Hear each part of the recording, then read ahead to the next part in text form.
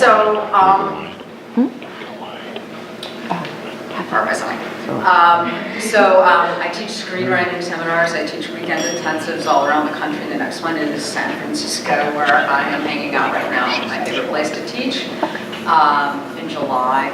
I teach at studios. I teach at Pixar and DreamWorks Animation and Blizzard, and I speak at conferences. But what I love the best is being able to interact with people about their stories and making them the best they can be. So before I start talking about pitching, my hope is that I will talk about pitching. And I have fabuloso handouts for you. So you can take notes, but I'll tell you the place where there's handouts. Is anyone interested in pitching in the latter part? And we will pitch, and I will pitch doctor it on the spot. You pitch it, and I will bat it back. Anybody else? Two? No one has. I've heard hundreds and hundreds and hundreds of pitches. No one has ever died. Some lived out once, but there was tears, but no one has ever died. So maybe three, and maybe somebody else will be emboldened along the way. Okay, I just trying to keep it in my back of my mind. So, stories. Human beings are born storytellers. From the anecdotes we tell about ourselves. When I was a little girl, or from when we're saying, oh my God, I saw this amazing movie last night. It's just a story about this guy. It's our favorite way to communicate. Now suddenly, if I take one of those two things, one little anecdote that you're used to telling about yourself, or telling somebody else about a movie, and say, that's not just talking, that's pitching, people go, oh God, and clench on it. So we have to do that. That's what happens. Pitching is really important because it's the most concise way to communicate a big idea. And in Hollywood, it's the lingua franca, it's the mother tongue. In fact, when we run into somebody that we haven't seen in a while, we'll say, hey, hi, how are you? What's up? How are you? What have you been up to? And you go, well, I have this series of books I bought, and I think that we're going to be able to da-da-da, and I have an actor who's circling, and I'm like, really, that's awesome, I have this. And it's kind of how we say hello, because we are so defined by our projects, because they are our passions. So it's like, I call it the equivalent of a personal ad.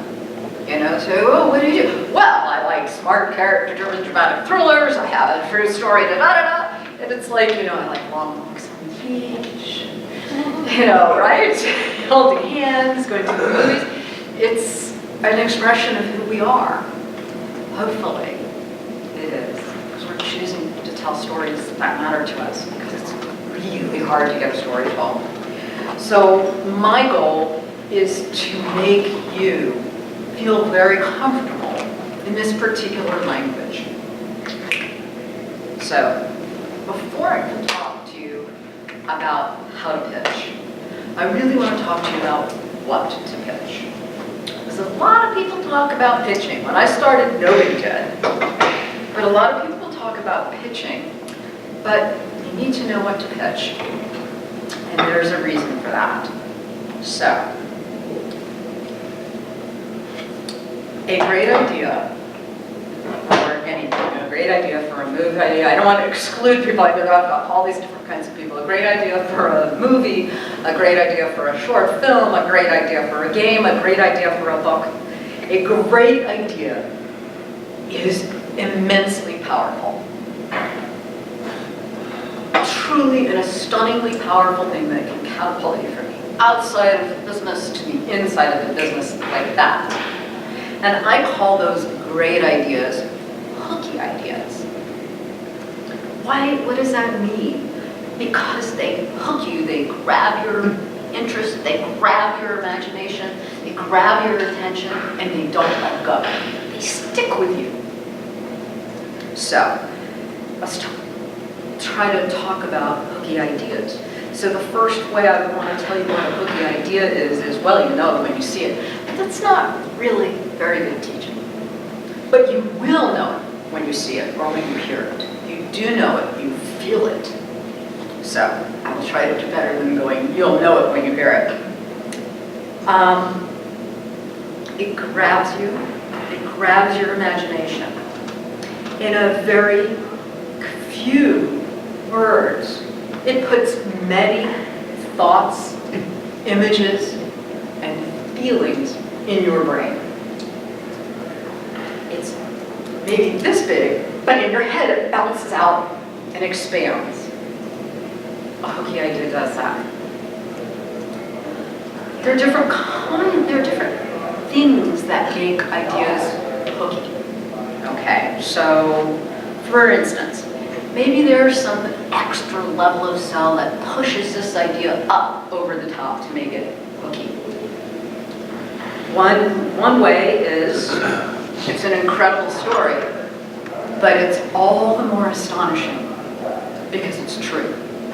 Right? Okay, so Titanic is quite the good story. But the fact that everybody knows that that's a true story, the boat really hit an iceberg and sank and lots of people died, pushes it up, right? If it was just a made-up story, it would still be cool. But it's the extra thing that makes it really hooky. Sometimes what we do is we talk about it's X meets Y. Yeah, it's such a Hollywood cliche, but what does that mean? So you take two different things that we know and love and put them together and make something that feels new and fresh, right? But has pieces that are familiar. So it's Die Hard on a plane. You get that X meets Y right away, because the only way to do that is for me to say something very familiar to you. Right? If I were to quote some really tiny, obscure foreign film that I happened to have stumbled across and loved and said it's this meets that, you guys would look at me like, what? So whatever it is has to communicate to everyone. It might be what I call a genre mashup, where you take two different genres and you put them together, and in doing so, make something new and exciting. So I think that my favorite example of that is, I'll give you two, but my first one is Scream. Kevin Williamson is a horror junkie. We were at the 25th anniversary screening of Halloween. He was sitting in front of me. Just an anecdote, right? And I said to him after the screening, would you like me to introduce you to Deborah Hill? He's like, wow, you're super successful already. He's like, I don't think so, I don't know, I'm not sure what I would say. Because he was so enamored of her, because he was such a fan of the genre. But he took all the knowledge that he had of the genre, inside out, upside down. He knew what you knew, that he knew that you knew, right? And played with it, and he brought in comedy. And by putting those two things together, the tremendous understanding of one genre and the edge and flavor of another, he made something that felt extraordinary and extraordinarily new, the genre mashup. E.T., in its own way, did the same thing. It was incredibly revolutionary at the time. It was a science fiction movie for all ages, 8 to 80, right? Nobody had ever done that. There was like kids' movies and family films, and there was science fiction. Somebody brilliant, Melissa Matheson, goes and created a movie that became a classic. Pulling those two things together. That pushes the idea up. What's another way that makes a thing that can make an idea hooky? It can be a very familiar premise that is twisted, has a twist, because our brains love twists. All tonight in the story class about twists. So, Big. Big is my favorite example of that. So prior to Big, we had seen tons of body switching movies, right? Like you had, well, they're remaking them now, Freaky Friday, blah, blah, blah, right? All these different body switching movies. And there's a big problem with body switching movies. I tried to get one made when I was working for Ray and Bruce about a geeky genius little boy and his dog, which was really cool, but there's a big problem. It's called, the fancy word, is the bifurcated protagonist. There's two protagonists. You have two heroes and they're going in different directions. And I guarantee you, no matter how cool you are, one of them is going to be more interesting to follow, or at least you guys will think this one is more interesting, and you guys will think this one is more interesting. So Anne Spielberg went, wait a minute, let's just get rid of that problem. Let's have one person switch bodies. And Big is an awesome movie, right? But you don't have to go back and forth between a kid and a grown-up.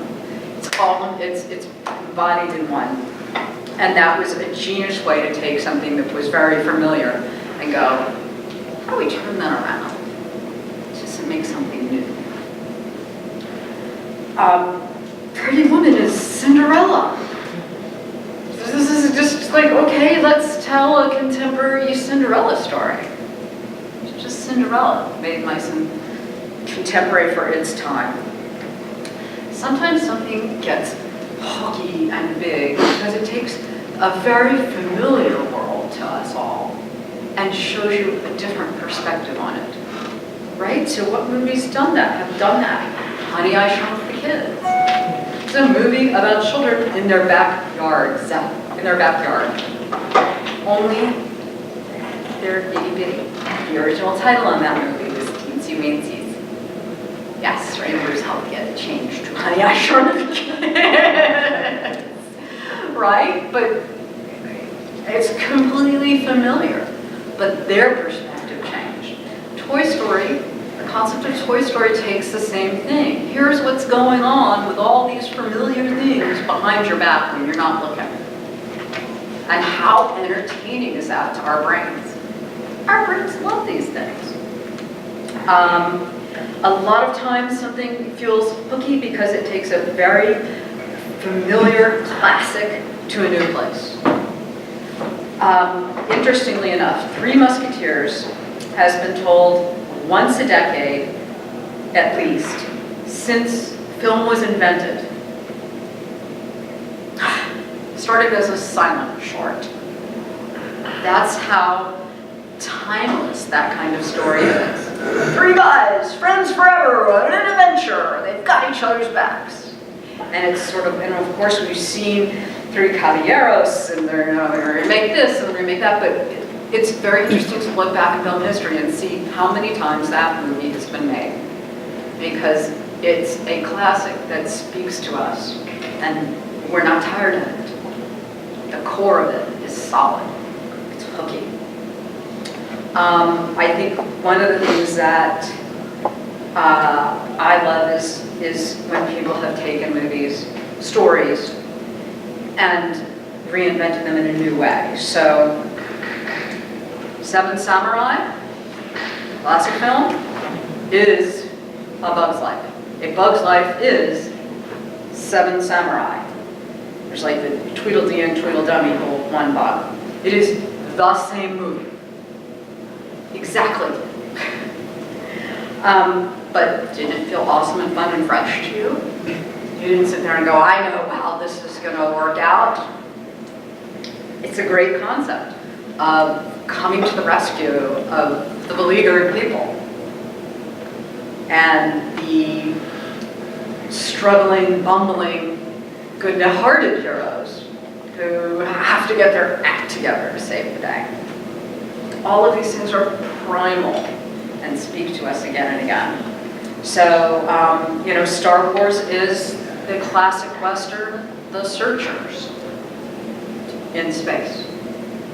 If you haven't seen The Searchers, you go back and look at it, and you're like, oh, wow. And that was his inspiration for it. So Avatar, everybody knows what story that is? Anybody know what story that is? Pocahontas. Pocahontas, correct. Okay, now I'm going to give you guys a hard one. The Hangover. Classic film. Guarantee, swear to you, every single person in this room knows this film.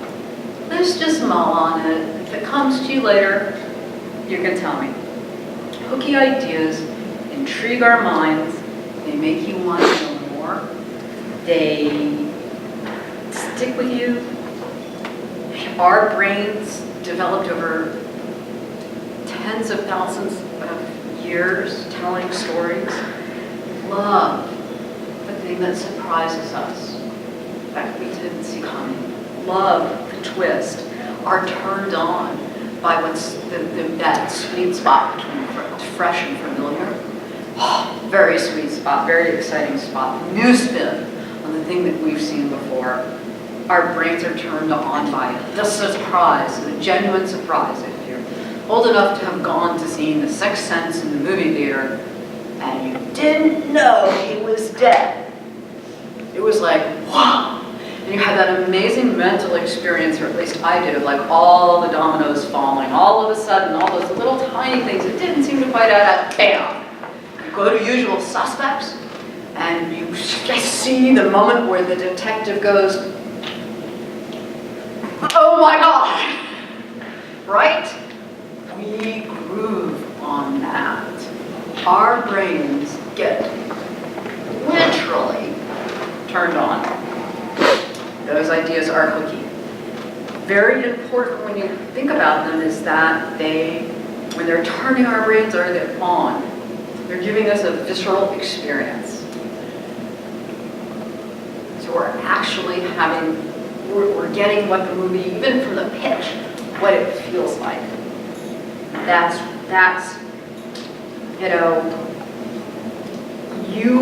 if I were to pitch you something that I'm working on, say, which I'm not going to do this time, but I do often do, if I do it right, you should immediately know whether or not you want to see it. You might not want to see it. You might want to see it, right? But you should be able, from the way I pitched it, to tell if you're the audience or not, because the audience might not be 100% of the people. So you can go, oh, yeah, I want to see that, or oh, cool, not for me. But a good pitch immediately lets the listener be able to understand that for themselves. So sometimes the best way to understand a concept, because it seems like a kind of abstract concept, right? I've given you a lot of examples, but I'm trying to explain to you a hooky idea, because really it is. Somebody tells it to you and you're like, damn, I wish I'd thought of that, right? So sometimes the best way to understand a concept is to look at its opposite. And this is important here, especially in pitching. The opposite of a hooky idea is an execution-dependent idea. So let me pitch you an execution-dependent idea briefly. This is a comedy. Convinced their chubby, no-talent little girl is beauty queen material. Her parents drag the rest of the family along on a road trip filled with misadventures to a pageant in a dying VW van. Her struggling motivational speaker father pushes her to win, while her silent, sullen brother, suicidal gay uncle, and nursing home reject grandfather each have their own dramas. That's Little Miss Sunshine. Now, I pitched it fairly well, but I am not able to convey to you how incredibly funny it is in that scene where they're pushing the van and it finally starts going, and now one family member after another is jumping into the van, and and it's so funny, it's what they call thigh-slappingly funny, which I seldom do. The reason I can't convey it to you, no matter how experienced I am in pitching, is because that is an execution-dependent idea. Michael Arndt, very talented, wrote it initially very quickly, but wound up doing 100 drafts and spending a long time getting it made. Execution idea is not a bad idea. What it is that the deliciousness of the idea is in the details, not in the concept. So, if you try to pitch an execution-dependent idea, chances are you will fail. It's not pitchable. It's not your fault. It's not really pitchable, right? Again, I'm going to say the same thing. The deliciousness is in the details, not in the concept, which is impossible to convey. I could sit here and tell you, I'd have to sit here and act out scene after scene, and still, no matter how good a job of trying to tell you about, dumping grandpa's body out the hospital window, you're just still never going to understand how marvelous it is.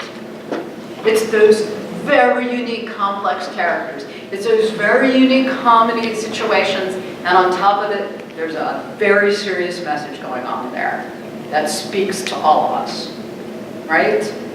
About the definition of success and failure. Resonant, funny, awesome movie, not pitchable. So how did it get made? People had to get convinced that it was a great script. And he did wind up doing 100 drafts after writing it in like 3 days. I mean, it took a very long time. Directors had to come on, people had to come on board, people had to keep persuading people, had to get read, and people had to say, this is really great, you gotta read this. And when somebody on the inside says, this is really great, you gotta read this, it's the principle behind the original Blacklist, where Hollywood executives were going, this is really great, you gotta read this. Right? Not the one that's making, what he's doing today, but the original one was all about people going, oh, this is really great. It didn't get made, but this is really great. It's about quality. It's about the quality of the writing. And so what makes Little Miss Sunshine wonderful is the fact that Michael Arndt made 100,000 fabulous decisions. And that's about execution dependent. Whereas if it's a hooky idea, it's really about the one decision that I made on that, one or two major decisions I made to choose that story. The most important decision, by the way, you will ever make as a creative person is what story to tell next, to devote your time and energy to. So, trying to break in with an execution-independent idea is an excruciatingly difficult task. It's giving you a toothpick when you need a sledgehammer. Because if you don't know tons of people and they won't just take your word for it and read it on good faith, and know you don't know tons of people who will pass it on to people who will pass it on to people who will become people that can help you. It's very hard to get it off the ground. It's just very challenging. There are some routes, like Blacklist, like some very prestigious contests that are only focused on writing. So I don't want to say to you, execution-dependent ideas are bad ideas. I don't believe that there are bad ideas and good ideas. I'm just telling you, you can't pitch what's not pitchable. So the thing about hooky ideas is you should move one seat over. I see you going like this. I feel so bad. The thing about hooky ideas is that they can be powerful enough to transcend their execution. Now let's think about that, because that's a little disturbing if you're a writer. But it's all a little good too. So in other words, what it means is if you have truly created a great idea, a hooky idea, an idea that engages people, an idea that makes people go, I want to see that movie. And then you've written it, and you've written it just okay, you can still move that forward. Because the idea is the single most powerful thing. And I know that I can help you get it better. Or the studio can acquire it and give you a chance to rewrite it and then fire you and bring in someone else. But the idea is a rare gem. Kind of interesting, huh?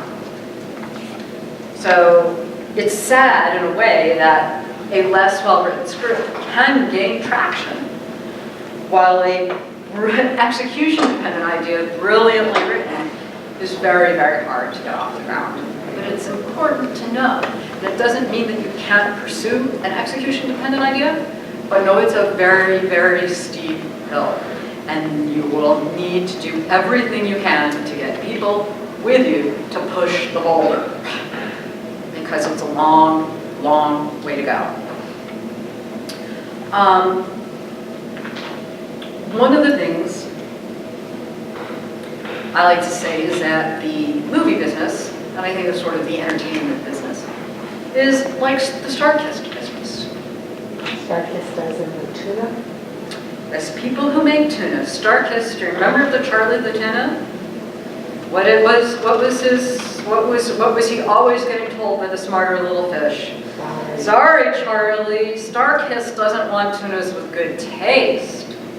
Starkist wants tunas that taste good. We want stories that taste good. We don't go to movies to be educated, right? We go to have a visceral experience, to be inspired, to be scared, to be moved, to laugh, to let go, to be transported to a different world. If along the way we learn something significant, we'll happily be eating our vegetables without knowing it. But we go for the steak. Even when a successful documentary film, which you would think would be all about informative, with the exception of Al Gore's, because that really is a PowerPoint presentation. So it doesn't, I don't know why it did so well, it doesn't count. Take that out of the equation. But even in a documentary film, we're going to be drawn into the story, not to learn, how difficult it is to grow up in a tough neighborhood, or, how badly we're eating. We're being drawn into story after story after story. We don't go to eat our vegetables. You can have them, but they're the side dish. They're not the main event. We like delicious stories. If you want your story told, even if it's an issue story, an important story, you feel it's essential that people know about the dangers of this issue, right? Child abuse, alcoholism, all of the, issue, right? Gun control, voters' rights. You're never going to get anyone to go to the movie until you find the delicious story that embodies it. You can't just bring us into a lecture. We go to the movies to have a visceral experience. So, what does that mean to be delicious? Does that mean it all has to be franchises and comic books and reboots? No. Does it mean it has to be dumb and full of giant CGI explosions to be delicious? No. Right? It doesn't mean that the movie can't be significant, serious, weighty. It still has to be tasty. So, my favorite example, the King's Speech. Now that's pretty serious. That's historical, true story, period piece, right? That seems very serious. But it made $414 million worldwide on a budget of 15. Whereas, and I used to have this in here, and it didn't make it into this particular version because I changed each talk for each person. The Green Lantern, which everybody thought would be incredibly tasty.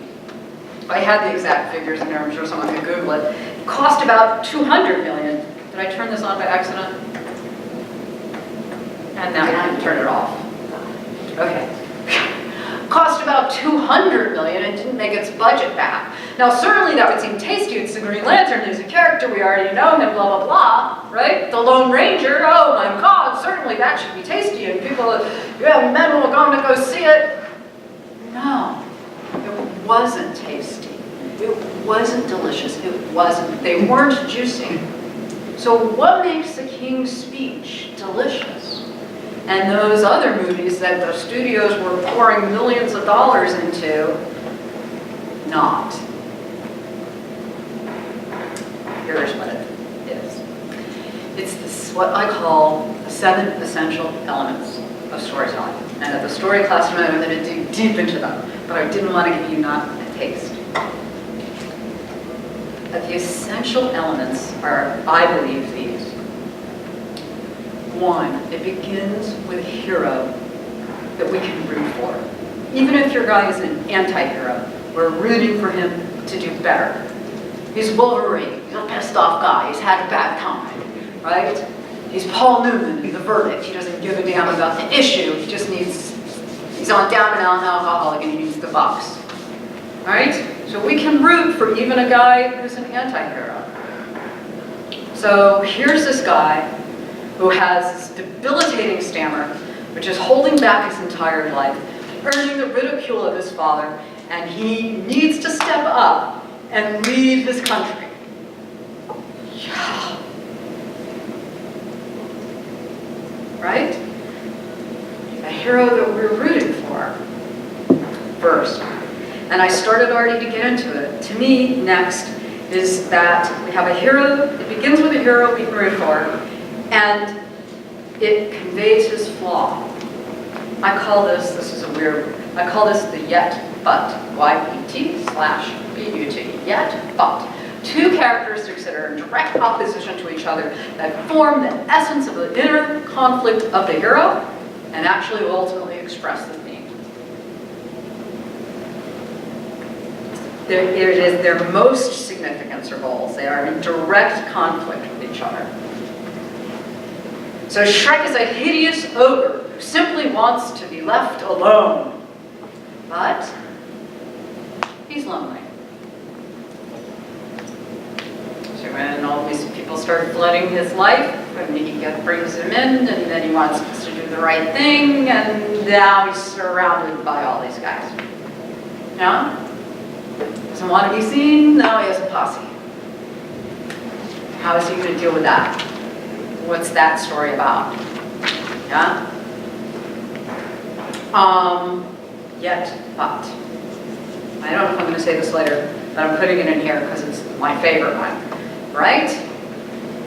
In Jaws, a police chief needs desperately to protect the people of the town from being eaten by a shark. But he is afraid of the water. He is living on an island, surrounded by water, and when a shark comes, possibly they think his own kid is in the water, he can't get his feet wet. What's the movie about? Fear. Jaws is a movie about fear, and they give you three great characters who have three different perspectives on fear. Right? So the police chief is overwhelmed by his fear, crippled, held back by his fear. The oceanographer, Dreyfus, is fearless. Oh, the ocean, the possibilities, right? And, oh God, the grizzled mariner, thank you, I was like, Robert Shaw character, has a very healthy respect for how dangerous it can be. And that's really the middle point. And the whole movie is about fear. And, are you going to be able to overcome fear? Fear itself, all of those concepts about fear are what the movie is about. And it directly goes to that yet but of that hero. That's really the whole story is inside him. Number 3. Right? The hero, his flaw, the deliciousness in a picture story spells out the stakes. If our hero doesn't, yes, what? I'm sorry. These are reversed. I have to fire the person who wrote this up. Sorry, that would be me. The next is conflict. Whether comedic or dramatic, we have to have conflict. Conflict is essential. Conflict moves story forward without not a story. Conflict. Next, in reality, is stakes. Stakes is what happened. What is this? This is imperfect, and I apologize. Stakes are what happened if we have a hero we can root for. He has a goal. He has a flaw that stands in his way. He has conflict that escalates and gets bigger. And he has stakes, because if he doesn't achieve his goal, right? So there has to be stakes, right? England is about to go to war, people are going to get eaten by a shark. There have to be stakes to whether the hero achieves this goal. Or who cares? Who cares if there's nothing to win or lose? Then we're not engaged, and it's not delicious. And a hooky, strong, delicious idea implies escalation. That it's only going to get worse before it gets better. It implies escalation, which is essential to conflict, and it implies twists, and it implies suspense, that extra touch.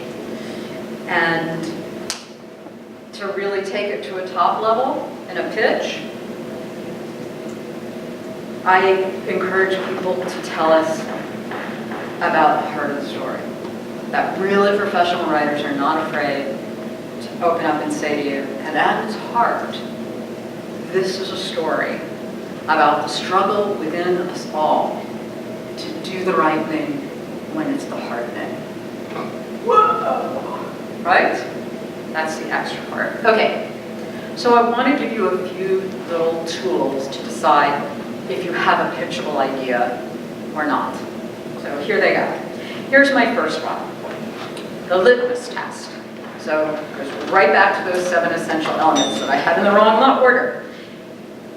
A hero, do you have a hero we can root for trying to achieve a tangible goal? Love, power, thwarting alien invasion. Yeah? Tangible. It'd be nice to have world peace. Tangible goal, despite obstacles that stand in their way. What are obstacles? Conflict.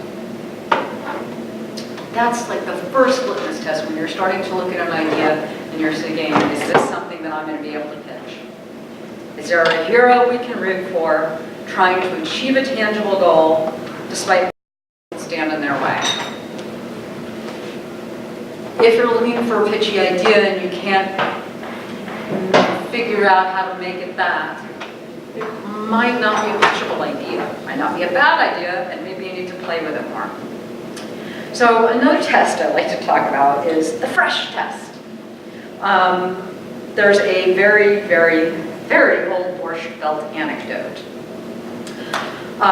So a little, nice little Jewish lady goes to the butcher to buy a nice chicken for Shabbos, and she asks the butcher, "Is it fresh?" And he says, "Of course it's fresh." And she just has her doubts, and she really wants a nice fresh chicken. So she hands the chicken over to her, she lifts the wing, she smells under each of them, she pulls the legs apart, she looks inside, she sniffs, she this, she that. And finally, the exasperated butcher says to her, "Lady, do you think you could pass such a test?" Okay, now you just remember the fresh test. Because it has nothing to do with it. The fresh test is, but it's a lovely anecdote, is bringing something new to the table. However you're going to do it, our brains have been hearing stories for a long time. We can predict what happens next. So we're looking for something new, something unique to you, something clever, something fun, something that maybe has something we've seen before, but not anyway we've seen it before. I used to call this, when I was talking to agents, I'm looking for something uniquely derivative. And they went, "Oh, okay." You know, when you look back, when you look at some of these very big spec sales, you see that in the short, if they publish the log line, right within it, in a lot of these I see something fresh spun around to be something new. Something familiar, sorry, I said that wrong, didn't I? Something familiar spun around to be something fresh. The familiar and the spin together light up neurons in our brains. So let me tell you 2 quick ones, because that I read in the Scoggins report, which is a great way to learn about what's being sold in Hollywood, SCOGGINS report. Also, specscout.com, free information on every single thing Hollywood is selling as a pitch and a spec. and all the information available about it. So here's two that I really like because I thought they did it. This one is called Black Box. It's an action thriller. Here's the little log line. When Air Force One crashes into the Atlantic, killing the president and everyone aboard, its black box recording reveals the tragedy to be an accident. But years later, a journalist who lost his wife in the crash receives an anonymous recording from the real black box, which reveals what really happened. Multiple bids sold for something like 7 figures in 2 days. Yeah. So when they pitch, It's a known writer, but that's a spec. so when they pitch a spec, do they have the whole script already, or do they just have the idea? You have, well, it depends on what situation you're in, but you should have the whole script already, because if you went, hey, Barry, can I talk to you? I've got this great idea for a character-driven dramatic thriller. It's about a guy, blah, blah, blah, and I like it. What am I going to say to you? Send it to me. And you go, oh, well, you know, it's not done yet, and I mean, when it is, and you know, then I'll, you right? So, but these were specs. And this was a known writer. This is David Guggenheim, who wrote Safe House. But what I'm saying, the example is familiar. This was way before this Korean Air flight, by the way. So it was more unique then, and it'll be interesting to see where this is in the development process now. But the black box, the plane goes down, you get the black box. We all know the black box, that's a familiar thing. Oh, the president on a plane, yeah, you know that. We saw West Wing, we saw the president on the plane movie, blah, blah, blah, blah, Harrison Ford, Air Force One, blah, blah, blah. But now there's a spin. Everything you thought was true is not. And that's what made it such a hooky concept. There was an untitled cop comedy from the writer, one of the writers on Cougar Town. Again, these are not anonymous guys. And it's an action comedy. And the logline they gave, as it says, follows 2 best friends who, following a costume party dressed as cops, are mistaken for real officers and forced to bring a dangerous criminal back to the station. It's like, oh, the thing, the costume party, the 2 guys were goof-offs, da-da-da-da. Then this happens. Okay. I just think that that is the delicious spot, familiar in a new way. When I work with people on ideas in my seminars, I talk about let's Rubik's Cube it. Let's flip that around. Maybe you thought it was a romantic comedy, but you know what? It's really just the girl's story, which makes it a comedy with romance because it's not really about the boy because he doesn't really change. He doesn't really come in. And what if we flip it around? What if we try it like this? What if we upside down it and spin it all and see what picture we create? So, the next test.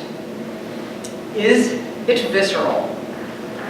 Visceral is defined as relating to deep inward feelings, relating to your gut, literally.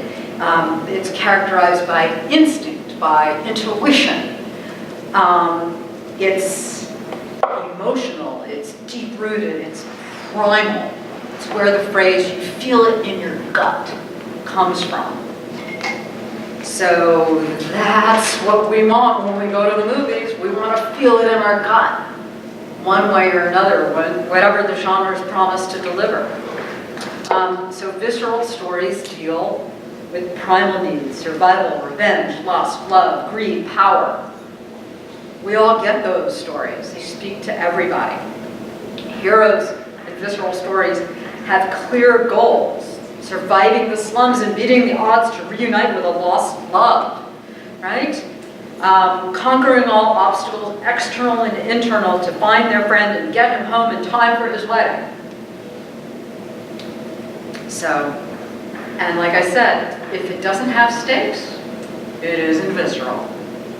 Without stakes, it's not visceral. Okay, next, the genre test.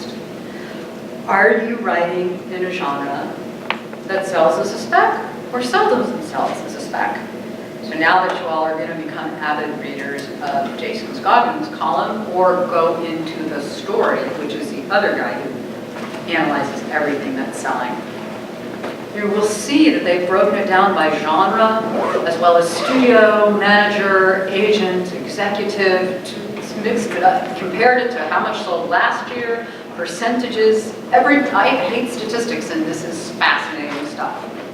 Yeah?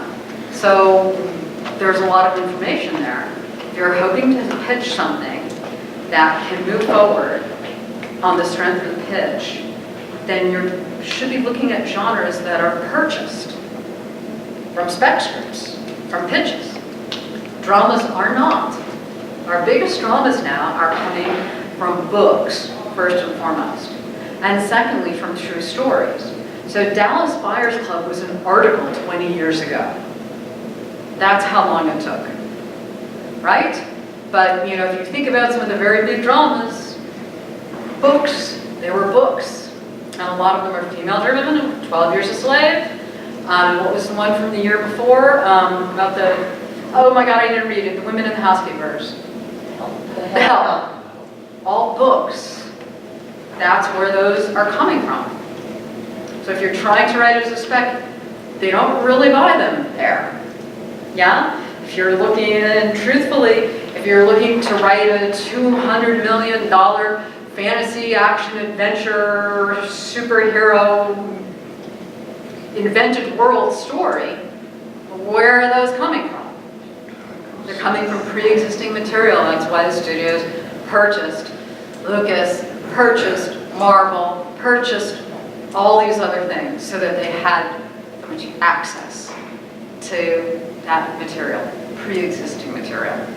Very hard to break in that way. I don't know what you've done before, but you think I'm going to put $200 million on the table that in hopes it'll be successful. Is that partly because the audience is already kind of there? The hope is that the audience is already there. But when you look at Lone Ranger and you look at Green Lantern, you say that was a very stupid miscalculation because the audience for these films is younger men. And the Lone Ranger was before their time. Frankly, I'm old and I just know, hi-ho, Tonto, and that's all I know. Right? That's old stuff. So the audience that it was supposed to appeal to didn't know it. Didn't have that horrible phrase they used to use in television, mental real estate, pre-existing knowledge. So I have to sell you on what it is. So I have to go, well, it's Batman, see, and he doesn't really have superpowers, he's very tortured. I go, Batman Returns, Batman reboot, Spider-Man reboot. I don't have to sit there and go, well, there's this kid, and he was just this ordinary kid, and his parents are dead, and then he got bit by a spider. I don't have to tell you all that. I go, it's Spider-Man 2, and you're like, yeah, right? So I don't have a lot of time to sell you. If I'm the studio, you're bombarded with selling, advertising, marketing messages, flipping elevators, right? Standing in line. I mean, everywhere you go, you're bombarded with people who want to sell stuff to you. So I don't have very much of your attention. So I'm going to be able to grab it, hook it quickly. And that's why you're seeing this. Captain America! X-Men! The audience it appeals to knows absolutely who it is and if they want to see it or not. No question. In something more complicated, I'm not going to be able to sell it as easily. So the genre test. It's like horror and contained thrillers tend to continue to do well because they're very concept-driven genres and they can be done low budget. That's a good way to start if it's something that interests you. So it's something, it's like the novice writer who comes to me with a giant CGI family film. I just keep going, those just get baked in-house. Pixar will spend years developing it in-house. You don't hear about them, and it'll happen, and I have a friend who sold one, it didn't get made, and I had a friend who had one that almost got made by a smaller house many times, so it's not like never, but it didn't get the odds are not in your favor, because that's not how they get made. They get made by all these really smart guys sitting around at Pixar, working and reworking and playing, and they do story reels, and they do this, and they've got artists, and da-da-da-da-da-da, and we see if they find the heart of the story and can they build around it and da-da-da-da-da-da, right? And they're created in-house. So if you're out there trying, you know, and that's your passion, good for you. I'm just telling you, Pixar's not going to buy it. DreamWorks Animation's not going to buy it. You know, those guys aren't going, yeah, need a spectrum. They might want to know you as a writer, but you know, Pixar hired Michael Arndt after Little Miss Sunshine. Not because he proved he could write CGI, but he proved that he could write stuff with heart, which is what they want. Yes? Okay, so that's the way like movies and television probably works. If you're like me and writing a novel, and then I'm going to be pitching that to agents and publishers and editors and the like, they might be looking for it. I've heard lots of agents say, well, if you could write me a Game of Thrones for young adults, I will, you know. That would be a hooky idea, wouldn't it? Yeah, well, I can't write. Game of Thrones, if you were able to go in and go, hey, Game of Thrones for a YA audience, somebody would go, yeah, I'd like to see that, because it's a hooky idea that it's just not in the details. Right? It goes across platforms. You know, I mean, in the book world, there are certain ones where they really want to know franchise. Is it going to be a franchise? Do you have book 2 in you? Do you have book 3 in you? Do you have book 4 in you? Because you look at the way people are consuming books now.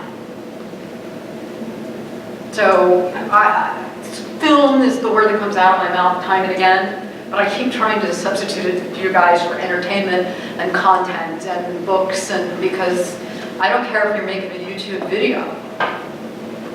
You know, say you want to make a 10-minute YouTube video. Well, how much better off would you be with a hooky idea? You know what you're going to need? You're going to need to persuade this lady over here to come and do the catering for you for free because you don't have money to pay for it. And that guy behind you, you're going to need him because he's quite tall and it would help to hold the boom. And if you can pitch him your idea and say, hey, this is da-da-da-da, and he goes, cool, I like that, I will jump on board and help you. Then you're the Pied Piper.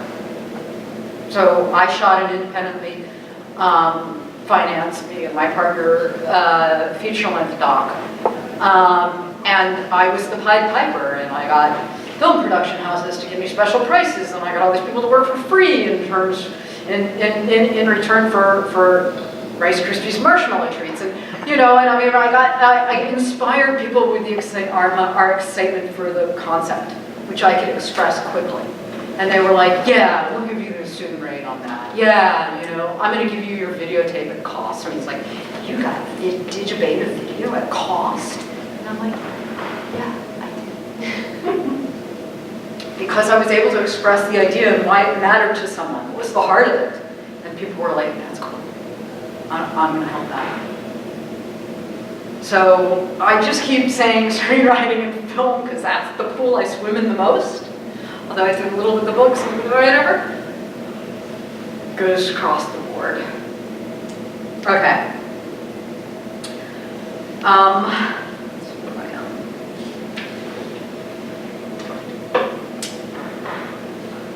I've sort of been alluding to this all along because it matters to me a lot, and I'll talk about it in depth in the story class. But one of my tests for an idea is, are you writing not what you know, but where you know? Now let's think about that. We're like, write what you know, which is why people in screenwriting programs don't always like me. Who read them up. They like me, but they go teach in the producing program.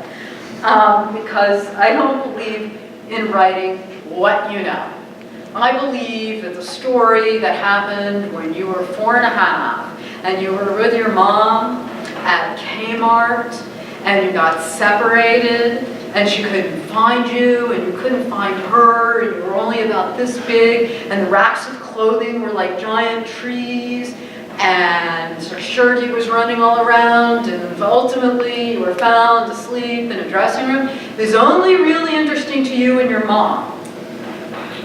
But wait, please. Okay, but the story of how you felt is of interest to all of us, because that's where you know what you learn viscerally from that experience.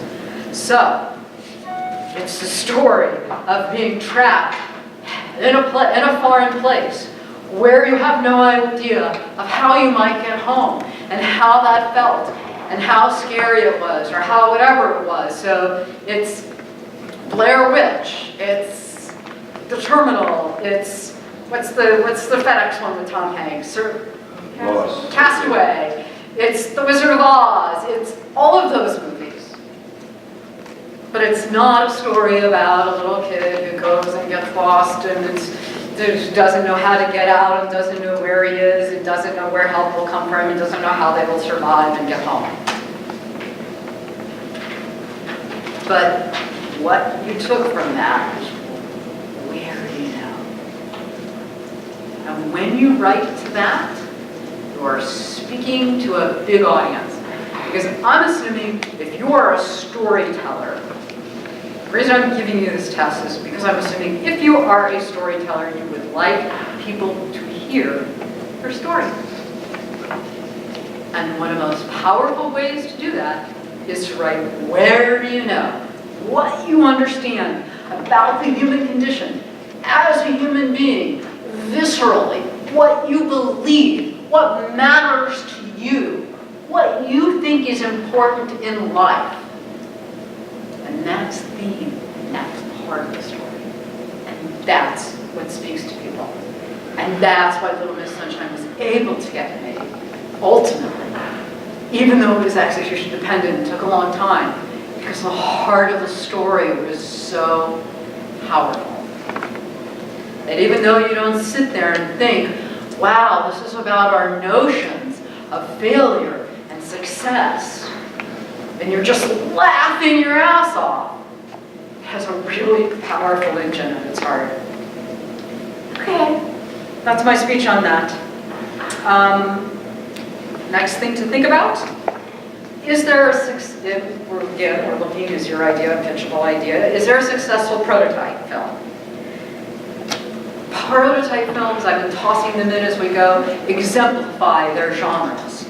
Everybody knows them, and people think, well, I can't develop this using a prototype film. All my students are forced to pick 3 prototype films for the project they developed with me during their year of mentorship.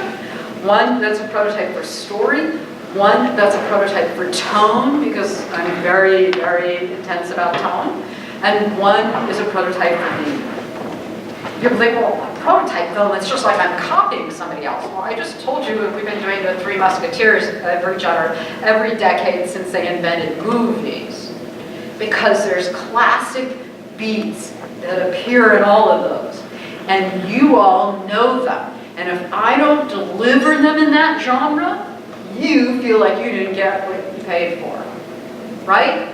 So romantic comedy, very well-defined genre. Always, there's the stupid thing that happens, the lie, the this, the thing that's revealed that leads to a tearing apart of the couple, and generally it's the guy who realizes he's been stupid. I'm not saying always, but often. Often it's the guy who realizes he's been stupid, and what does he have to do? He has to run to the airport. He must get to her before her flight takes off and she's gone forever.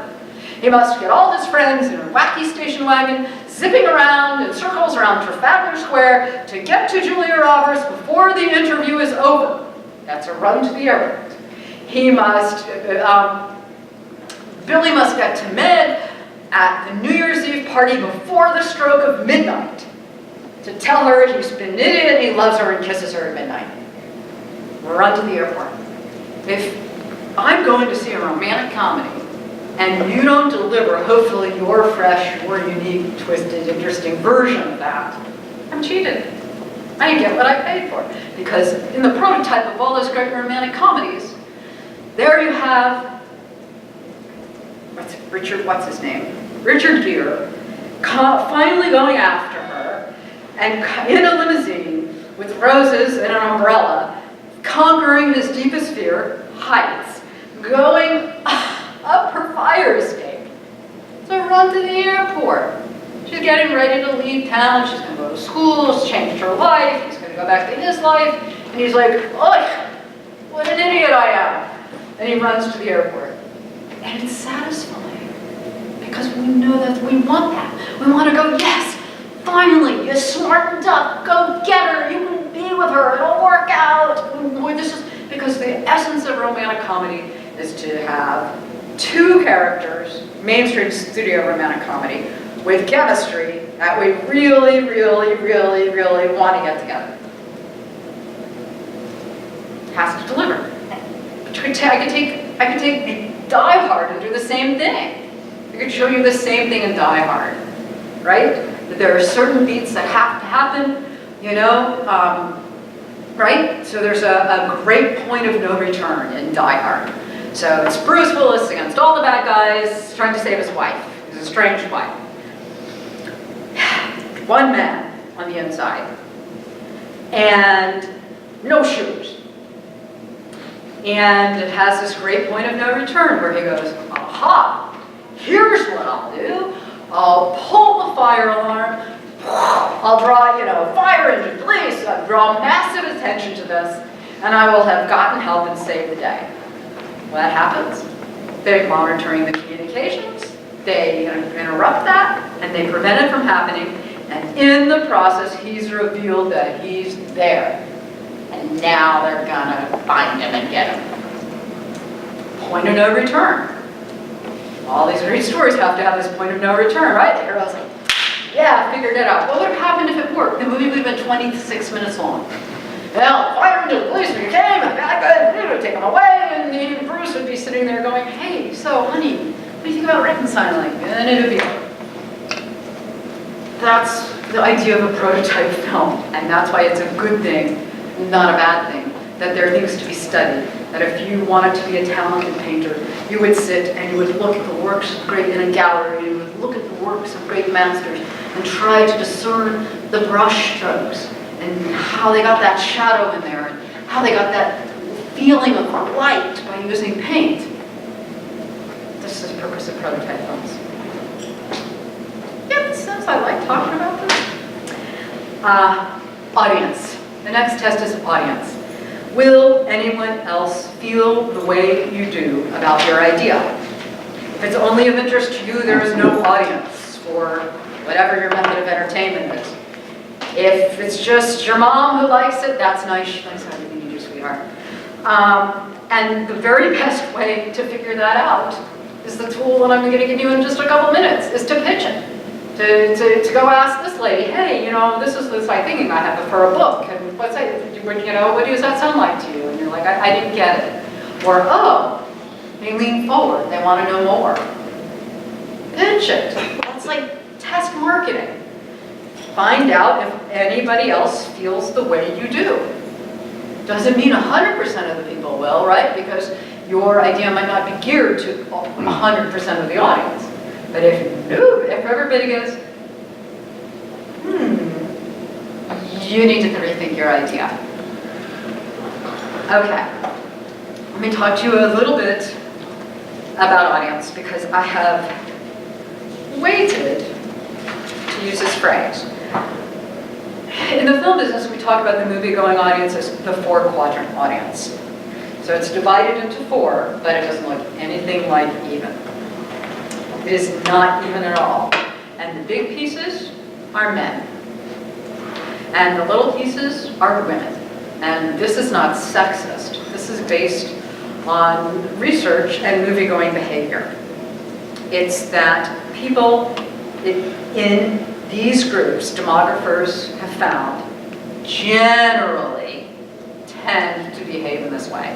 And that's also informing what you're seeing in movie theaters. So, quadrant 1.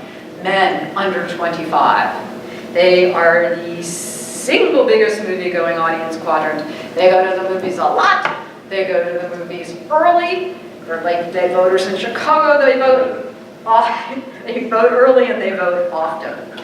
They don't care about reviews. You can tell them it stinks, and they're like, no, cool, let's go. Let's stand in line outside at midnight even though there's freezing rain. Gotta be the first, yeah? That's why you're seeing so many movies made for them. They're voting with their dollars. They are there, standing outside to catch the first midnight flick. Men over 25. Men over 25, and please don't hit me with, but I'm this, because this is generalizing, okay? But it holds fairly true. Men over 25 don't go to the movies quite as often. They are considered a little influenced by reviews. But they're still the second most frequent moviegoers. Often they're a very big part of that same audience of men under 25, especially if you give them a character who's not just a kid, a little bit older character as well, that they can relate to. They can, when you talk about action movies and thrillers with characters who are in their age range, i.e. 30 or older, they can be almost as big an audience as the 25 and under. Women under 25. Now that has been a really interesting thing to watch in the last several years. Women under 25 are considered mercurial. When they show up, if it's Titanic or Twilight, they can propel a movie to success all by themselves.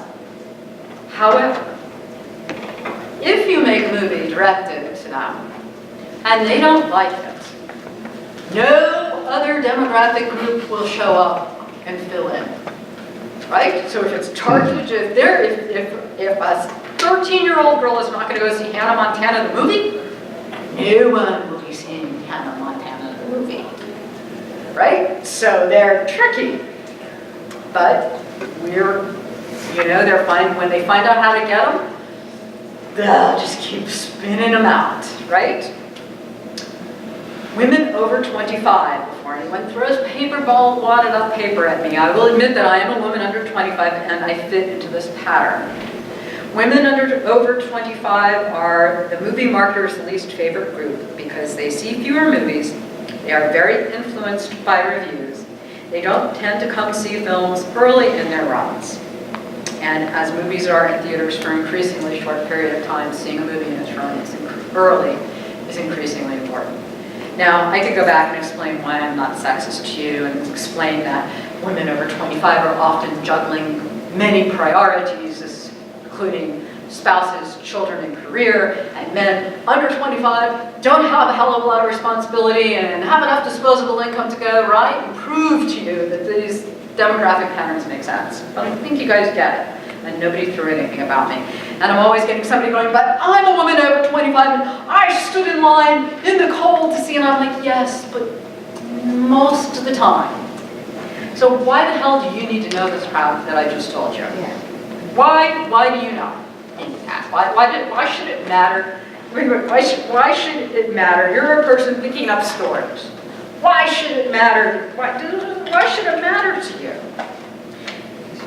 You want your story to get told, and in choosing the story you tell, you need to think about the audience who will go to see it. So we like things to match up.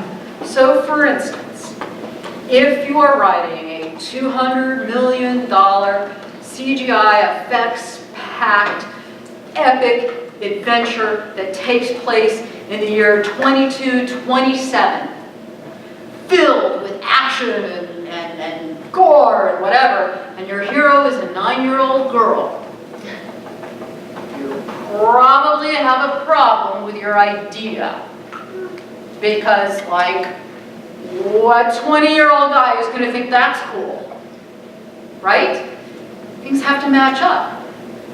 You know, so if you're writing this wonderful, interesting, charming, female character-driven story about a group of women who get together and form a book club and how in different times and different generations they influence each other, there is an audience for that movie, and it was flipping great, and it was produced by a friend of mine, and the truth is, I didn't see it until it came out on DVD at home. I behaved predictably. Part of it is also that those giant big movies need to be seen in a big theater with surround sound and seats that shake. And those smaller, more intimate movies are going to work just fine on a smaller flat screen. That's part of it. Wait, I got one more thing to say, and I'm afraid I'm going to lose it. And I did. Just give me 1 second.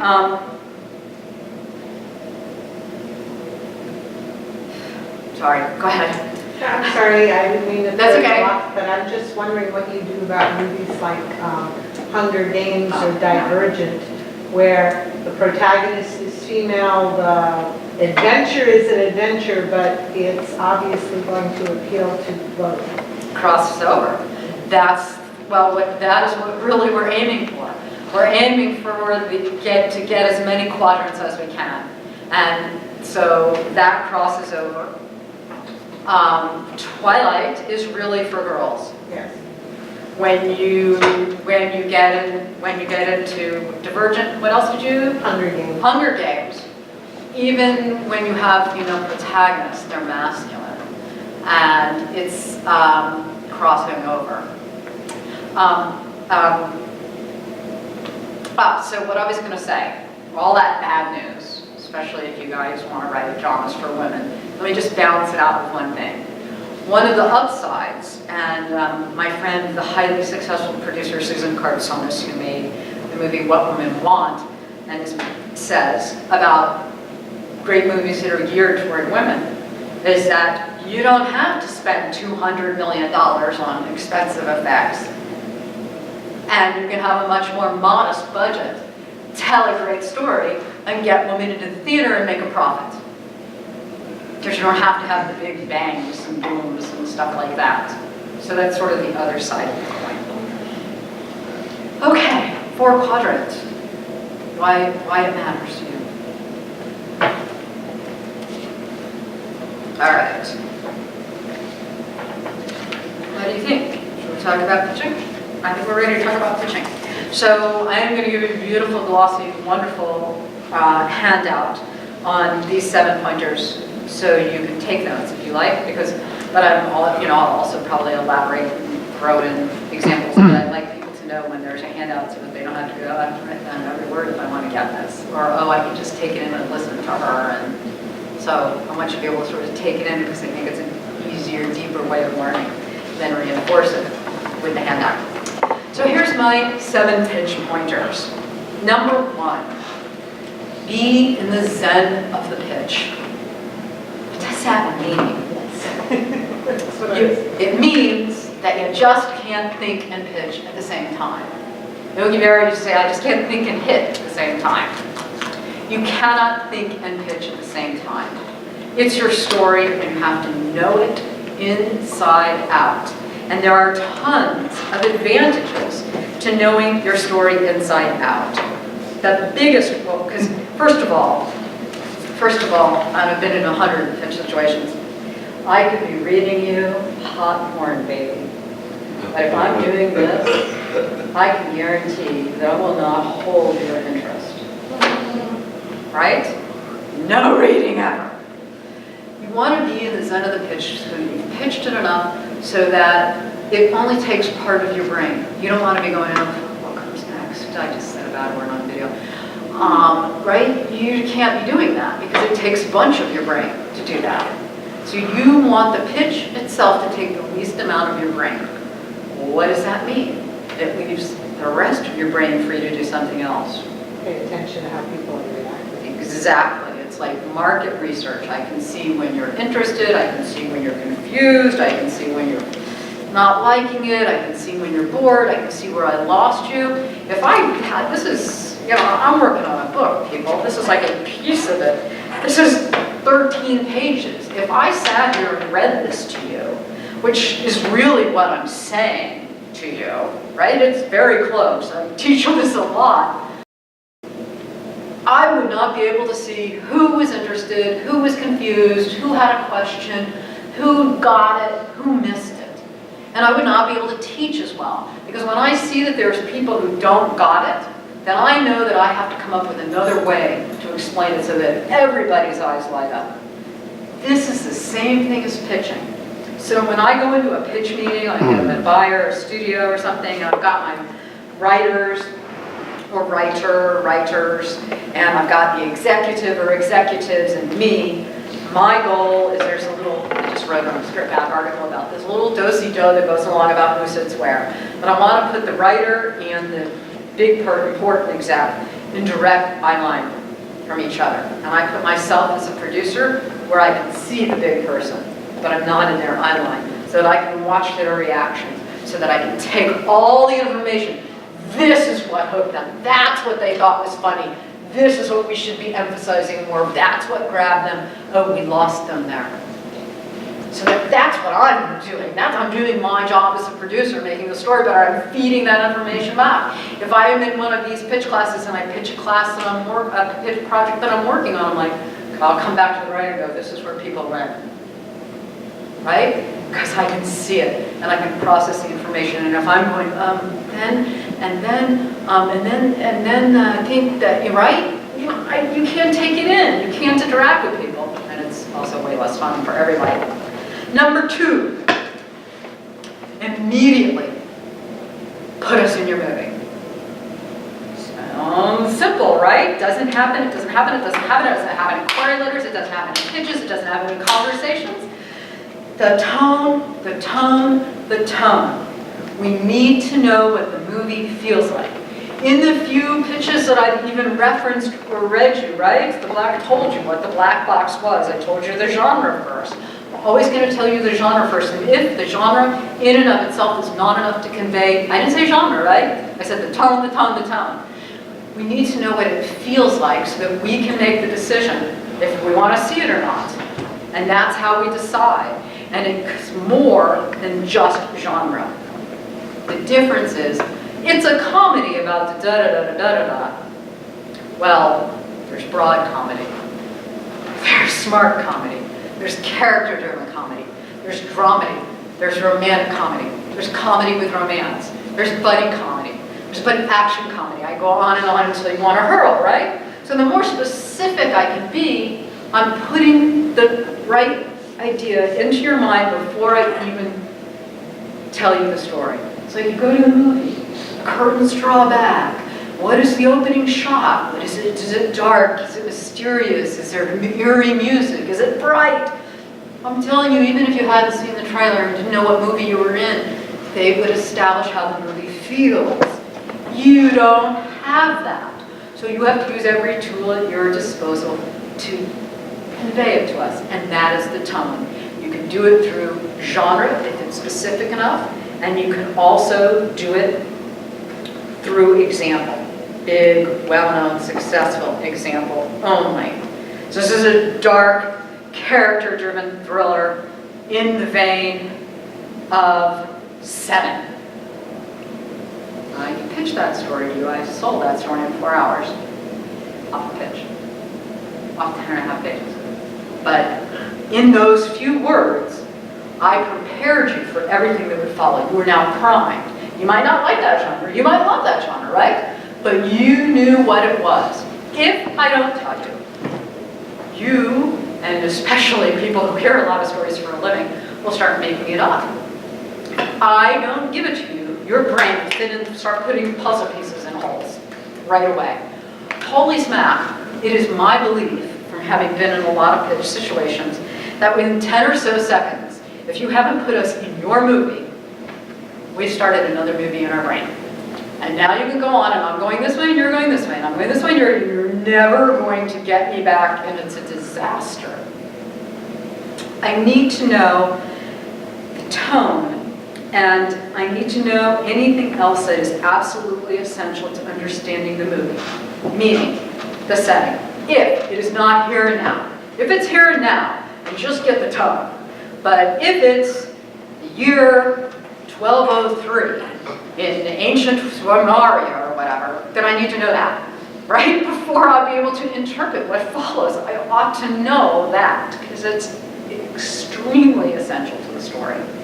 So by doing these things before you start telling me the story, you're getting me in your movie. You're bringing me into the movie, or the story, or the book, or the comic, or the YouTube video in your head. Because that's where you need me to be. You need me to have what's happening in my head match what's happening in your head. It's just a really common, really crippling mistake. It's so easy to fix, people. And I see it. I have a thing on my website, pitch me for free, where it says you can email me at this address and send me a 2 to 3 sentence log line. And I will give you a thumbs up or a thumbs down. And it says, first, tell me the genre. Do you know how many, there's 3 lines of instruction. Here's what it is, 2 to 3 sentences, tell the genre first. It's like a litmus test for smart or stupid. And then I gotta write back, could you please tell me the genre? Do you think I really want to take the time? I'm doing this already for free, saying, yes, this is a hooky idea, this is a good concept, and give people extra advice. Have to go, you're too dumb to follow 3 instructions, so I'm going to give it to you again. Even when I tell people, and when I teach classes and people everyone brings in 10 new ideas, so I can hear up to 100, go through up to 100 ideas, I will proverbially slap people on the wrist. When they start pitching, you don't begin with setting the tone. That's how important it is. Okie dokie. Number 3. The hero takes us by the hand. We are fascinated about stories, about people. Even if your story is about rabbits or robots, it's what's human about them that intrigues our brains, because we only know what it's like to be people. At least I only know what it's like to be people. I don't want to speak for anybody else, right? But by first telling us about the hero, you give somebody who will literally pull us into your story. So I was at a Pitchapalooza event or something, and I saw a guy, and he's with a pocket protector, and he's got a bunch of tattered pages, and he's pacing like this, and he's very nervous because he's going to get to pitch to somebody in my clothes and change his life. And I said, hey, can I help you? I kind of do that. And he says, oh, well, okay. And he starts pitching, and he's trying on and on and on and on and on, and there's fantasy world and blah, blah, blah, blah, blah, blah, unicorns, and I don't know, blah, and it's fantastical, but I can't tell if it's futuristic or period, and he's going on and on, and finally he says, and the enemy of the king is actually his brother. And I'm like, stop! Take that! Put it at the beginning. Tell me about the king and his big problem and the fact that his mortal enemy is his brother. Now I'm going to follow you, and you can tell me stuff about the world and the flying horses and all that other stuff. But it's people that draw us into stories. So, remember when I talked about yet, but? That's the most essential thing that you can tell us about your character. I honestly always tell people, do I need to know their eyes are blue? Do I need to know they're 27 or 20-something? If it's a kid, I need to know an age, because the difference between 5 and 15 is 100. So if you said a kid, this is a broad comedy about a kid who gets stuck home alone while his family goes, right? But 5, 15, 14, 12, right? 5-year-old story is, oh my God. 15-year-old story is pretty different. It's like, all right, party, right? If it's a kid, I need to know the age. But if it's not, then I just need to know a young woman, an old man. You know what I mean? I don't need to know they're 49 or 32 and a half. It's essential detail and non-essential detail. Okay, so my example is, I don't need to know your hero is 6'2", unless this is a crime thriller, and the detective discovers that the crime can only have been committed by someone stabbing downward with a log from a high height. I don't need to know that. It's about what's essential. Okay, along those lines, great heroes have a great flaw, right? That's what made the king's speech delicious. And that flaw goes right straight to the theme, to the heart of the story. Yeah? A highly skilled airline pilot who never flies solo. Yeah? Would that movie and story have been anywhere near what it was without that yet but?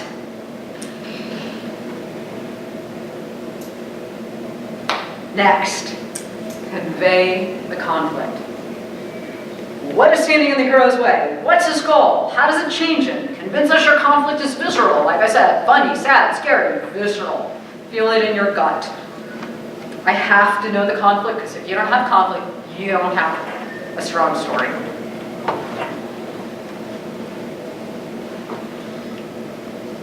So, until I've been in a lot of the animation studios, a cowboy toy who adores being his owner's favorite is jealous when a fancy new spaceman action figure who thinks he's real takes his place and plots to get rid of him until the two are stranded away from home and must work to get back before the family moves. Woody has a great flaw. He likes being a favorite. And when he gets displaced, it causes a great problem. Yeah? And it becomes a story about going from competing to friendship. That's the heart. Right? Easy to think those movies aren't about anything, but they're about tons of stuff. Okay. Now these are the last ones that take you to the next level. You gotta do those. Those that I laid out, you must do that. Here's how to impress people. Prove your idea is one of a kind. Prove that there is something unique, special, different, fresh, twist, unexpected, nobody but you could have made it come out of your head. Couldn't have come out of anybody's head but yours. That's probably well better said, isn't it? Just edit that out, please. What is unique about it? We love to be surprised. We've been listening to stories for centuries. And our brains get turned on. Neurons light up when we are engaged and surprised and different but familiar is one of the strongest ways to start turning those neurons on. Number 6, show us the heart of the story, right? So I was telling you I've worked with masterful Academy Award nominated writers, and they are perfectly comfortable going at its heart. You know, this is but at its heart, this is about having the kind of mind and personality where you stand up against all of public opinion. You know, this is about what happens in society when social norms are changing. This is about the politics of fear. This is about love is more important than money. Big truths, themes. Themes are universal truths that are never debated. People won't sit around after dinner drinking wine going, no, money's more important than love. No, they're universal truths. The heart of the story. The heart of the story is what the hero learns along the course of the journey because of the conflicts you put him through, because of the but you've given him in the beginning. And you only get to have one thing. There can only be one. Had the writer had to whisper that. There can only be one. Love conquers all. There's no place like home. Just be yourself. Be careful what you wish for. One theme, one part of the story. Theme proves to me that your story could have universal appeal, that it could reach multiple, that it could speak to people, that it could reach multiple quadrants or a bigger audience. And the last one. I used to call this Get Out. Now I call it Enough Already. You know, the truth is, writing is a very solitary profession. And a lot of times you get into a pitch and you're so excited to be with people who are hanging on your every word and out there in the world, and you feel like you should tell them everything, but it shouldn't. Now, the corollary to that is if you have a really cool, neato, surprise hook at the end, you gotta give it up, baby. You can't be going, and then something really cool will happen later, right? You know the little girls who just, lift the skirt up an inch and the cow would halt. Yeah, not enough. If you've got that big massive twist, if you've got that, and then the Death Star implodes, and then whatever, give it up. Don't think that you're just gonna entice us. Give it up, right? Like I say, you're never gonna have sold The Usual Suspects without going in the end.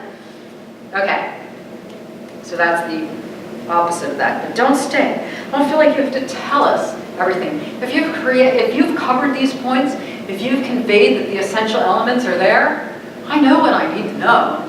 I know whether I'm interested in your story, your project, your whatever or not. And if I have a question, well, that's kind of good because it means you got to be engaged. So some people want to tell everything.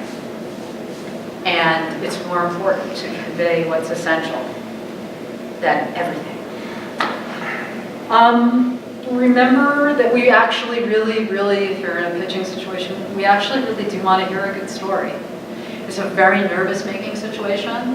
When I make a whole group of people pitch, I have them get up and do the wacky face warm-up and jump up and down and yawn and scream and stretch their face out and make funny faces and loosen their whole bodies, and especially yawn because it pushes oxygen into your brain before you go in to a pitch. You should do that because you like I said at the very beginning, yeah, you could say, hey, tell me about the story that I heard from when you were a kid, and you'd be fine. But then I said, oh, you just pitched.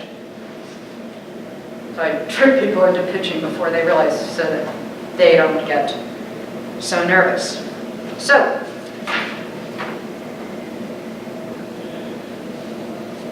anybody want to pitch? No, you gotta tell us what the hangover is. Yeah, I'm going to need you to think about it. And if you get it right, I will add another complimentary one-on-one 15-minute session with me tomorrow. But I would whisper it. And by the way, my assistant at the back has, I'm just rattling off, if you sign up for my mailing list, you can also get a shot at another free 15-minute one-on-one with me tomorrow. And I'm going to pick, or my friend is going to pick the winner out of the hat, proverbial hat tonight at the story class at 8. So just keep. Guarantee you, 100%. You've seen the classic film. Okay, questions, and then maybe a pitch? I was going to try a pitch even though I don't really know that I'll ever write this story just to see if I've understood your points. Okie dokie. Okay. Maybe you should stand up. Okay. So the story is a science fiction romance. It takes place about 100 years in the future. The lead is a soldier who has been cybernetically enhanced in order to fight a battle with aliens, but the war is over. And he and others like him have become kind of second-class citizens in a way because people are afraid of them. And he's lonely. And there's a woman who isn't afraid. And the story is how they come together and how they make the world see that he's a man, not something to fear. That's my story. I'm sorry, I don't have something constructive to say. I think that was lovely. And all I have to say is, why aren't you working on finding great mediums with which to tell it? Mostly because Did everybody get what that was? Maybe it's not for you or not for you, but everybody it was for, but you could tell. Yeah? You could tell that there was going to be more, you could tell there were going to be problems, you could tell that it's dealing with a theme that means something, yes? About accepting people for who they are, yes? So we've got all that stuff, it's all there. It took very little time. Either was very well done. I didn't have to slap you on the wrist, you started with the tone. My question is, why are you not trying to figure out what medium you're going to try to put this down in? You just have to sit down and write it first. No, I'm saying, what medium? First thing, Only write it first. novel, Novel. short, okay. It would be a novel first if I were. Outline it. Like, I don't know happy ending. I'm convinced it will be. I felt like I there was don't the do coiled things spring. that have unhappy ending. I'm the one that won't read the dystopian novels. Well, what we want is a satisfying ending. Yes. the ending that the story deserves. Yes. So, bravo! Thank you so much for going, and I'm sorry, no more disclaimers from you. Okay. You don't get to make a disclaimer, baby. You rocked. I could like rip apart anything in a minute, trust me. You rocked. We were all with you. Yes, somebody, I had a question on her, but it got answered on the medium. okay. Would anybody else like to pitch and see my brutal critique? I only have, That's so seldom happens. I only have an X meets Y so Yeah. far. So, do you want to hear that one? Sure. Sure, okay, stand up. Yeah, because I think, it puts you in a different storytelling. Okay. Diana Gabaldon's Outlander meets Buffy the Vampire Slayer minus the vampires. Huh. It's a little hard, it was a little, did I ever, Hard? a little hard for me to process because I didn't get all the pieces. Okay, Well, so, I'm like, Buffy the Vampire Slayer minus the vampires. I'm like, that's cool. There's a way to say that. There's a way to say that, it's like the coolest girl in high school or the whatever is actually secretly, right. Buffy the Vampire Slayer, but she's not. She Okay, does whatever. right. But very, Too wordy. it wasn't too wordy. It was that The concept of I did the first part of what you said. Did everybody else get it? And I'm just not well, so I in know what this, the in this Outlander books con are. world so enough. That's the First problem. part either. Well, because the Outlander are kind of Yes. terrible romances and. It wasn't speaking clearly enough to me so that I could put it in my head. Okay. But Buffy is. Okay, it's time travel versus Buffy. Not versus, meets Buffy. So there's a time travel element. to Yeah, that, yeah. because you did not say that's a very That's essential why part of. Yeah, that's why I said this meets that, so if you know. I think you have to start with setting the tone Okay, first, and then get us into this paradigm. okay. Do you know what I mean? I think that you need to Rubik's Cube this a little bit. You need to write it out this way, write it out that way, and then if this girl's your friend, you need to go, okay. She goes, you go up to strangers, Blake Snyder, who was a famous screenwriting guru up into his death and beyond, swears he used to pitch to strangers at Starbucks to see if he could hold their attention for 2 minutes. That's a good idea. I'm like, okay.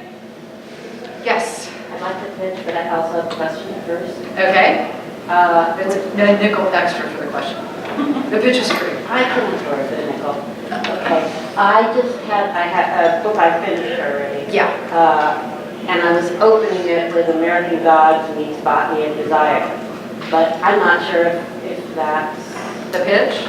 You were Well, opening the story, I mean, the no, pitch? opening if I have to Query? have yeah.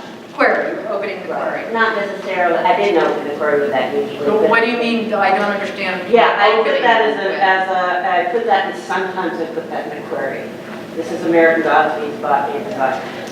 How many people understood those references? You got one of them. Yeah, me too. I You got got one American here. Gods, but- You got one there. Well, that's why I stopped doing it. That's why you can't do it. That's why I thought. No, it's not that. I could reference Vim Bender's Wings of Desire, which is a film that I love enormously. But how many people know that? Right? It was remade here. My friend worked on it. But that would be, the remake would be the stronger film. Not that I loved it more, but to reference. A reference that doesn't communicate is a fail. Right, so I read these scripts where they go, and it's the hero's bopping along in the car and he's listening to blah blah blah by so and so, and I don't know blah blah blah song by so and so. So you're not communicating to me. You're telling me, you can tell me he's listening to death metal and I understand that, or you can tell me he's listening to rap and I can understand that, or you can tell me he's listening to classic rock and I can understand that. But if you use a reference that doesn't speak to everybody, you fail to communicate. That's why when I talk about prototype films and reference films, and I make them big, successful, well-known titles. And people have been chiding me lately, or with Blizzard, that some of my examples weren't current enough. And I'm like, well, I'm having a hard time falling in love with really current things. And I, know that if I say Die Hard, nobody's going to go, what? I say Jaws, nobody's going to go, huh? You know, you know what I'm saying. So, you want to pitch now? This is a dark noir. One cross your arms. It's But it's a bad body. I know, I'm free-minded cold. Okay. It's not as cold as This is dark noir. Okay. Dark noir in a Raymond Chandler style.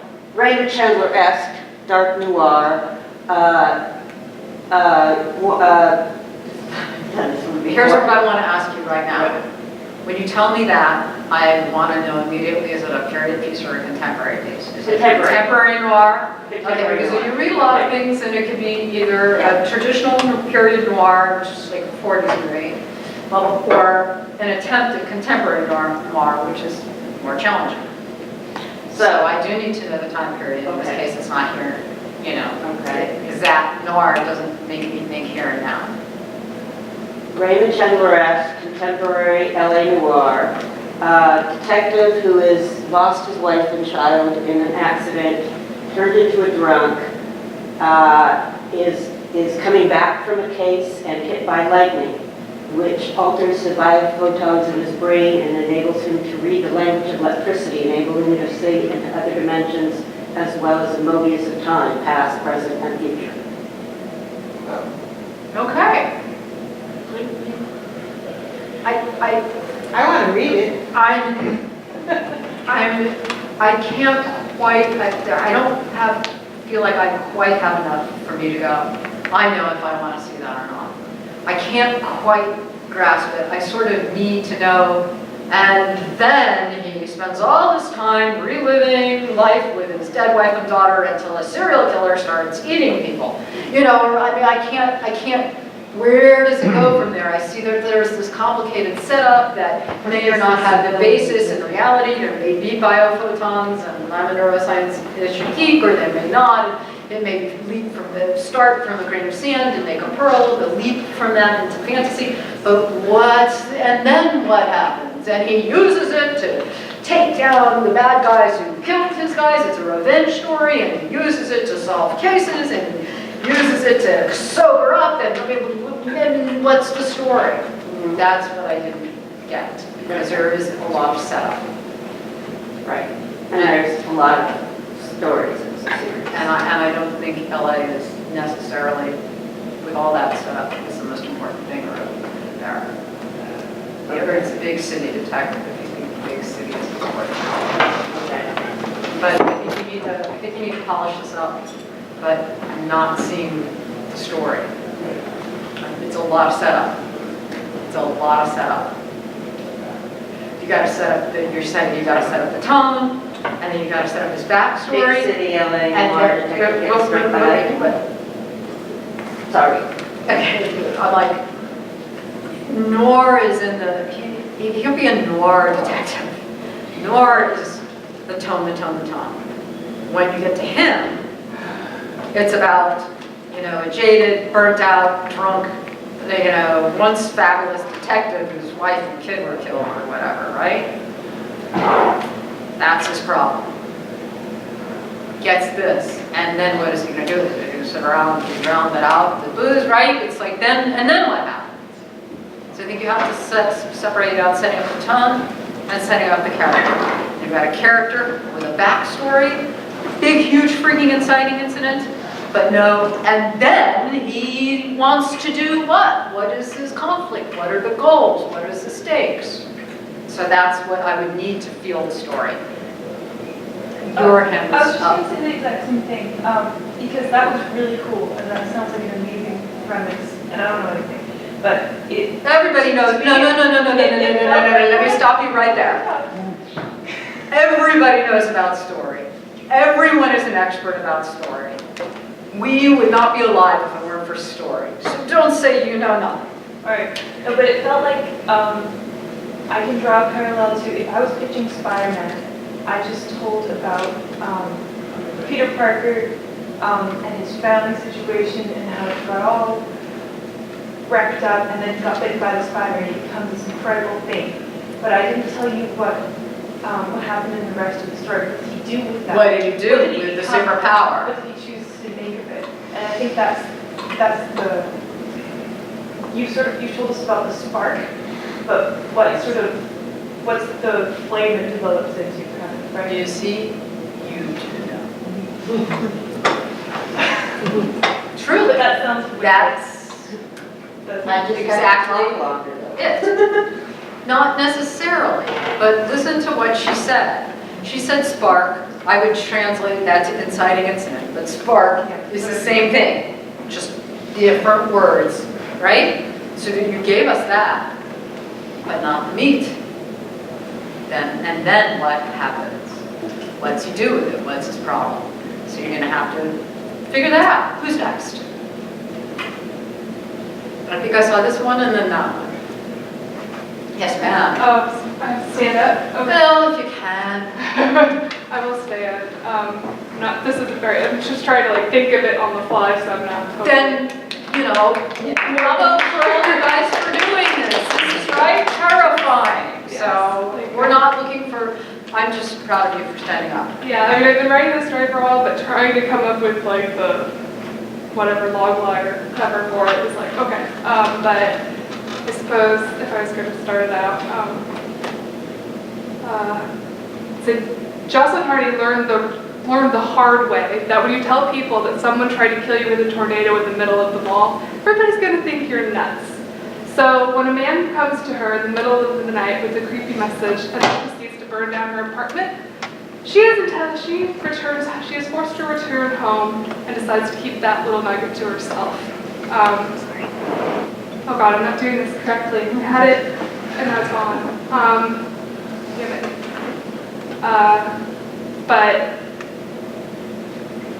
Why is it gone? Okay, like my brain is not, because this is where I have the problem of connecting the two, because that's a setup, but then when she returns home, she ends up getting killed and then waking up totally fine to discover that she isn't so crazy after all.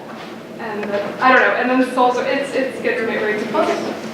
Okay, so. No, that's the thing, she isn't dead anymore. I don't know how to convey that clearly. So you are closer than you think. However, Yes, and then they you come to need the handout, Yes, I need a handout. which the lovely Teresa will be handing out along with raffle tickets and flyers about seminars because we need to start with the tone.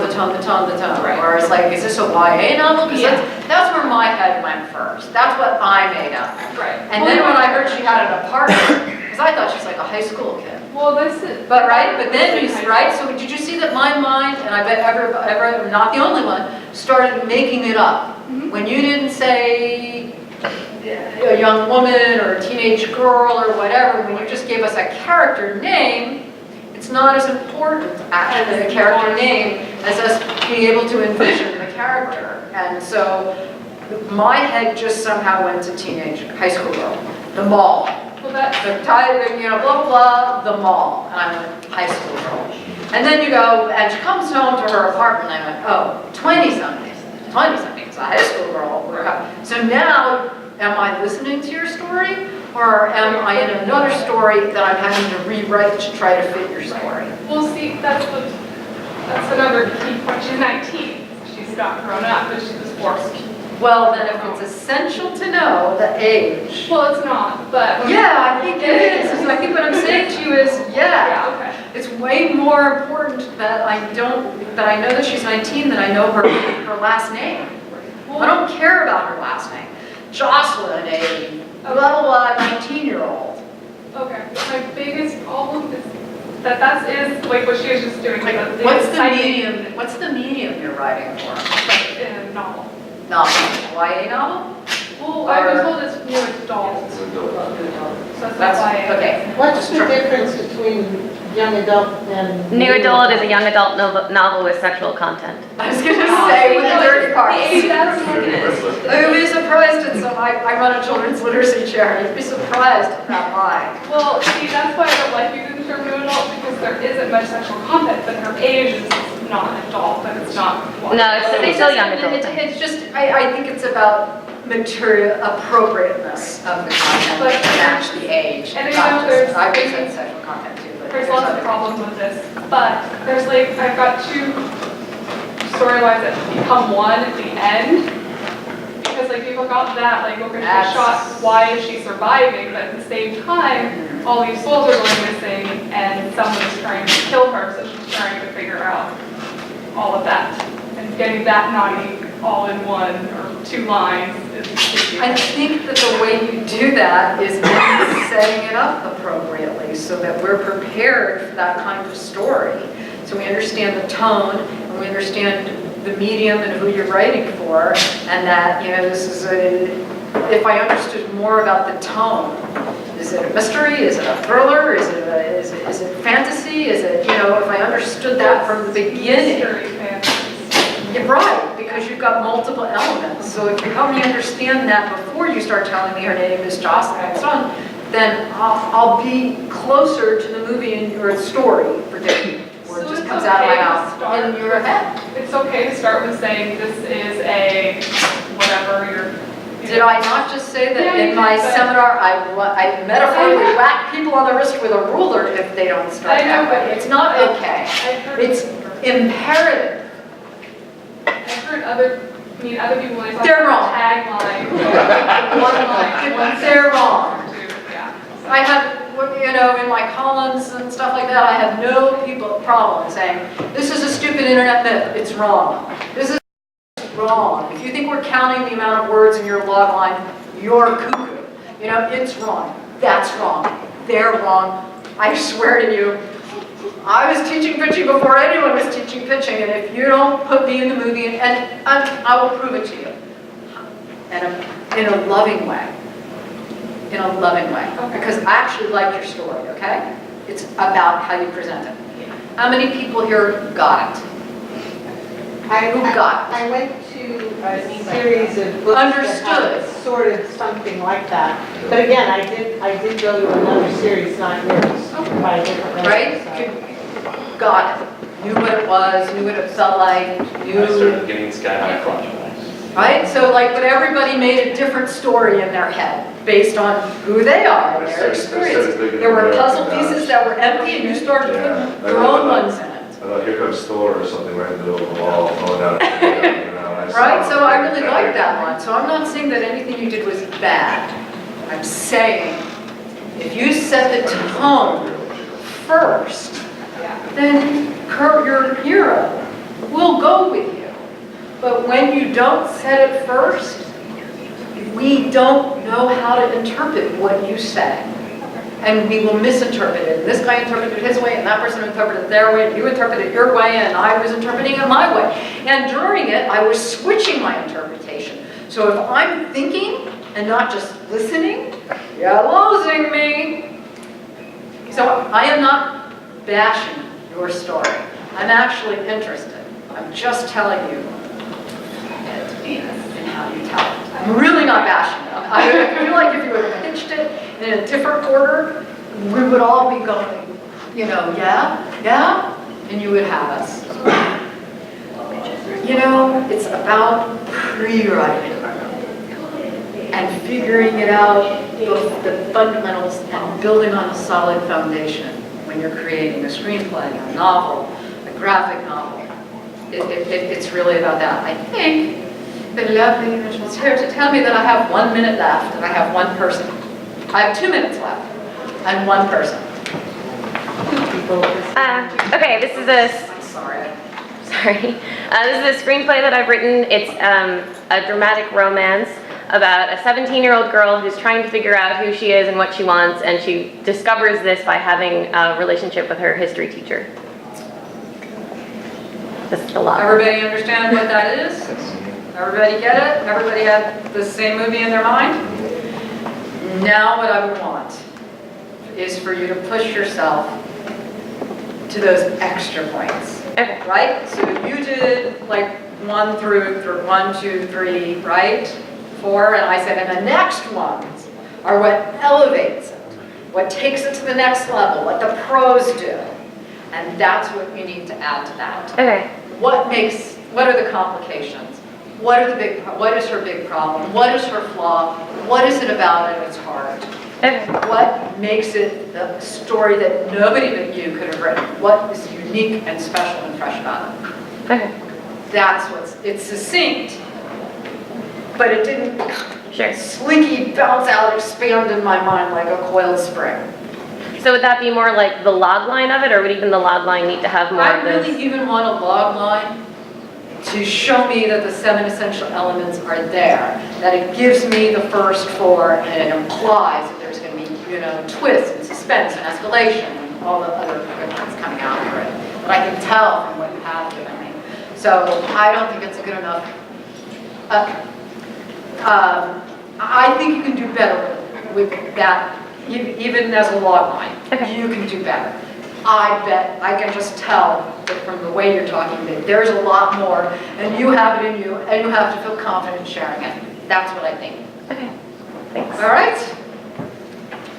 Did I have one last? I could try. Okay. All right, so my wife and I have written a novel. It's an urban fantasy, contemporary urban fantasy novel with some legal procedural elements in it. The hero is a lawyer who is a young lawyer who is has a terrible fear of confrontation, and an invisible companion who is a fallen angel. And he has to take on a murder case in his hometown and defend this guy against murder charges, and he's never done anything like it. Okay. Very good. I feel like I just want a little bit more. You told me something interesting. You told me about his flaw, which always turns me on. Okay? Now, you didn't tell me why it's going to be a problem in the story. And I bet you know. And by adding that, what would we be getting? Right? We would be getting the heart of the story. We'd be getting the theme. We'd be getting your message, what you guys want to say with this piece. By just helping me understand how we did. Well, you gave me 2 things, which were a little bit hard to reconcile. I'm dealing with the one that I can grasp the most readily, which is a lawyer who has a problem with confrontation, having to defend someone. But how is that going to be the problem? How is that what the story is essentially about? About what are we going to say about confrontation and conquering your fears or whatever it is that you guys are saying with this book? Because you really don't get to say more than one thing with anything, but if anything, maybe a novel a little bit more, so that would like boom you to the next level. To understand how that created input. Thank you so much. At the back of the room is sign up for my email list, or you can text to sign up for my email list, which is brand new, and I send things not that often, articles, how-to videos, free podcasts, seminars. There is, if you sign up, then you can throw your raffle ticket in, and I will do an extra personal 15 minutes with you tomorrow morning. And there's flyers and a handout with pitch pointers on it. Go, Teresa's there. Enjoy. Thank you so much. Thank you.